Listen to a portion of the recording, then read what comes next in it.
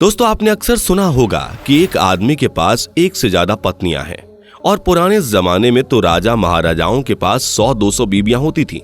लेकिन क्या कभी आपने ऐसा सुना है कि एक महिला के 5 पति हैं? शायद आपके दिमाग में पांचाली यानी द्रौपदी का नाम आ रहा होगा। दोस्तों, आपने बचपन से लेकर आज तक महाभारत की कई कथाएं सुनी होंगी। महाभारत एक ऐसी पौराणिक और वीर गाथा है जिसके प्रमाण आज भी मिलते हैं। महाभारत में यूं तो कई कहानियां हैं जो आधुनिक युग की एक झलक भी देती है और साथ ही जीवन के कई सबक भी सिखाती है। महाभारत का एक एक पात्र अपना महत्व रखता है। कौरवों और पांडवों के बीच हुआ युद्ध हो या अभिमन्यु का चक्रव्यूह भेद करना, महाभारत में ऐसे कई किस्से हैं जो आपको सोचने पर मजबूर कर सकते हैं। लेकिन एक किस्सा जो लोगों को आज तक सोचने पर मजबूर कर देता है वो है द्रौपदी का पांडवों के साथ विवाह। द्रौपदी महाभारत की सबसे मजबूत महिला थी जिन्होंने अपने प्रभावशाली व्यक्तित्व से कौरवों और पांडवों तक को प्रभावित किया। द्रौपदी इतिहास की वो पहली और शायद इकलौती महिला थी जिनका एक से अधिक पुरुषों से विवाह हुआ था। कई लोगों के मन में यह सवाल आता है कि आखिर द्रौपदी का 5 पांडवों के साथ किस तरह के संबंध थे और एक महिला के साथ 5 पुरुषों का रिश्ता किस तरह से चलता था। अगर आपके मन में भी ये सवाल कभी ना कभी आया है तो दोस्तों, वीडियो को अंत तक जरूर देखिएगा। आज इस वीडियो में हम आपको द्रौपदी और पांडवों के रिश्ते के वो सब सच बताने वाले हैं जो शायद आपने पहले कभी ना सुने हों और जिसे सुनकर आप भी चौंक जाएंगे। वीडियो पसंद आए तो लाइक और शेयर करना बिल्कुल मत भूलिएगा। हिंदू धर्म की मान्यताओं में महाभारत एक महत्वपूर्ण स्थान रखता है। महाभारत में पांडव और कौरव मुख्य पात्र थे। महाभारत में भगवान श्री कृष्ण की भी अहम भूमिका रही थी। पांडव के पिता का नाम पांडु था, इस वजह से उनका नाम पांडव था। पांडवों में सबसे बड़े युधिष्ठिर थे, उसके बाद भीम दूसरे नंबर पर आते थे। महाभारत के सबसे महत्वपूर्ण पात्र माने जाने वाले अर्जुन पांडवों में तीसरे नंबर के भाई थे। उनके बाद नकुल और सहदेव। पांचों पांडवों में बहुत प्रेम था और सभी भाई एक दूसरे पर जान तक न्यौछावर करते थे। दोस्तों, ये तो आप सभी जानते हैं कि द्रौपदी का विवाह अर्जुन के साथ हुआ था।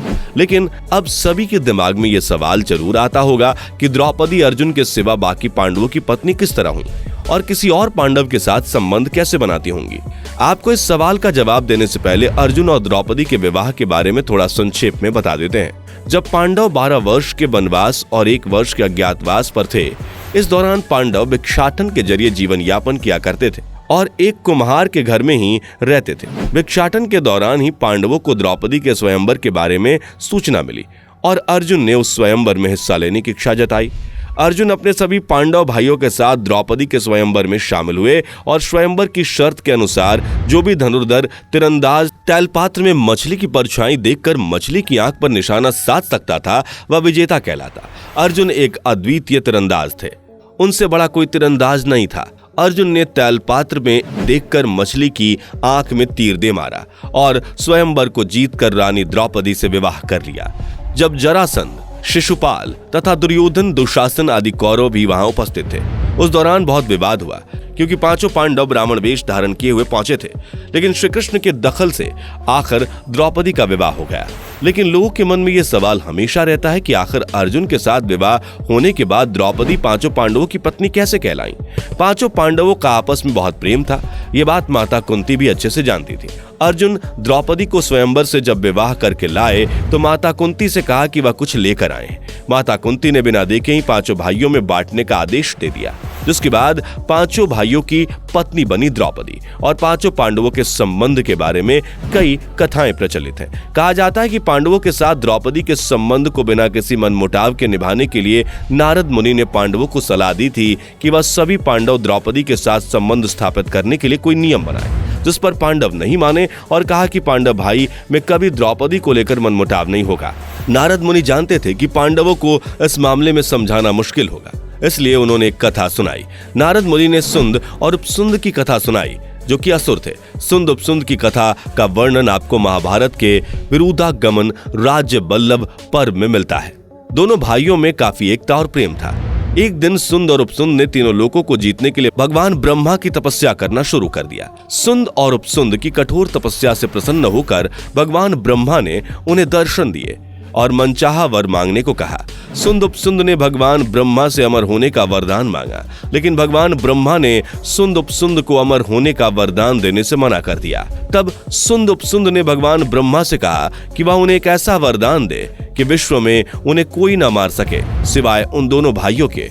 सुंद-उपसुंद एक दूसरे से काफी ज्यादा प्रेम करते थे और जानते थे कि वह कभी आपस में झगड़ा नहीं करेंगे। उन दोनों की बात मानते हुए भगवान ब्रह्मा ने उन्हें वह वरदान दे दिया। वरदान पाने के बाद सुंद-उपसुंद ने तीनों लोकों में हाहाकार मचा दिया और हर जगह खून खराबा होने लगा। सुंद-उपसुंद का ये नरसंहार देखकर सभी देवता दुखी होकर ब्रह्मा के पास पहुंचे और उन दोनों को रोकने के लिए उनसे अनुरोध करने लगे। ब्रह्मा जी ने उन्हें वरदान दिया था, उन दोनों को कोई मात नहीं दे सकता था। तभी ब्रह्मा जी ने भगवान विश्वकर्मा को बुलाया और उन्होंने ब्रह्मा जी के कहे अनुसार सुंद-उपसुंद को मारने के लिए एक अति सुंदर स्त्री का निर्माण किया, जिसका शरीर सोने जैसा चमकीला था। उसके लंबे बाल और नैन नक्श से कोई भी आकर्षित हो सकता था।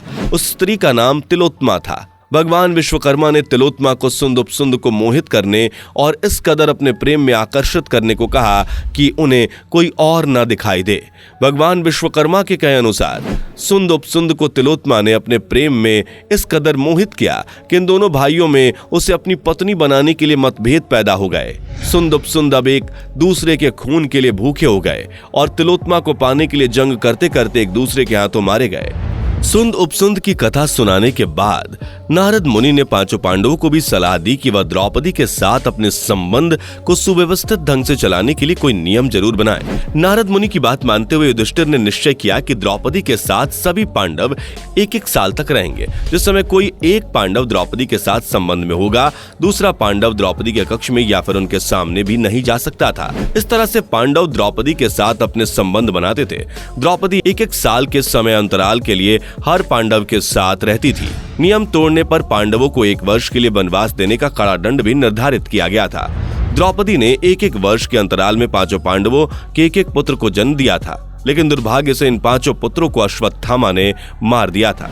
एक कथा के अनुसार कहा जाता है कि द्रौपदी अपने पिछले जन्म में काफी सुंदर और सर्वगुण संपन्न थी, लेकिन उसके बावजूद भी उन्हें कोई वर नहीं मिल रहा था। द्रौपदी ने अपने वर को पाने के लिए भगवान शंकर की तपस्या करना शुरू कर दिया। तब भगवान शंकर ने उनकी तपस्या से प्रसन्न होकर उन्हें मनचाहा वर मांगने को कहा। हड़बड़ाहट में द्रौपदी ने 5 वर मांग लिए और कहा जाता है कि इस वजह से अगले जन्म में उन्हें पांडवों के रूप में अपना 5 वर प्राप्त हुए। जब द्रौपदी अर्जुन के साथ 1 वर्ष का संबंध पूर्ण हुआ, तब युधिष्ठिर के साथ 1 वर्ष की अवधि शुरू हुई। तब एक ब्राह्मण के घर चोरों ने चोरी कर ली थी। उनकी गाय चुरा ली गई थी। वह ब्राह्मण अर्जुन के पास आए और चोरी हुई अपनी गायों के लिए रोने लगे। अर्जुन को उस ब्राह्मण की मदद करनी थी, लेकिन उनके तीर कमान उसी कक्ष में थे जिस कक्ष में द्रौपदी और युधिष्ठिर बातचीत कर रहे थे। अर्जुन को नियम याद था, लेकिन वह ब्राह्मण की मदद किए बिना नहीं रह पाए और दंड की चिंता किए बिना नियम का उल्लंघन करते हुए कक्ष में जा पहुंचे। युधिष्ठिर जानते थे कि अर्जुन ने नियम को क्यों तोड़ा है। अर्जुन ने ब्राह्मण के घर में चोरी करने वाले चोर को अपने तीर से छलनी कर दिया और ब्राह्मण की गायों को उसको सौंप दिया। युधिष्ठिर ने अर्जुन को दंड ना देने का मन बनाया था, लेकिन अर्जुन ने उन्हें अपने धर्म का पालन करने को कहा और ना चाहते हुए भी युधिष्ठिर ने अर्जुन को 1 वर्ष का वनवास दंड दे दिया। दोस्तों, महाभारत की यूं तो कई प्रथाएं प्रचलित हैं और बचपन से लेकर आज तक हम इन कथाओं को सुनते आ रहे हैं। द्रौपदी का चीरहरण महाभारत की सबसे दयनीय स्थिति थी, लेकिन भगवान श्री कृष्ण के द्वारा द्रौपदी की लाज बचाई गई थी। वो दृश्य आज भी लोगों के लिए बहुत प्रभावशाली दृश्य है। भगवान श्री कृष्ण की लीला के आगे सभी नतमस्तक हैं। उम्मीद है कि आज की वीडियो से आपको महाभारत की कुछ अनसुनी कथाएं भी जानने का मौका मिला होगा। वीडियो को लाइक और शेयर करना बिल्कुल मत भूलिएगा। इसी तरह की वीडियोस के लिए चैनल को सब्सक्राइब करना मत भूलिएगा। बाय बाय दोस्तों, मिलते हैं नेक्स्ट वीडियो में। दोस्तों, आपको स्क्रीन पर 2 और वीडियोस दिखाई दे रही हैं, जिसे देखने के लिए स्क्रीन पर क्लिक करें।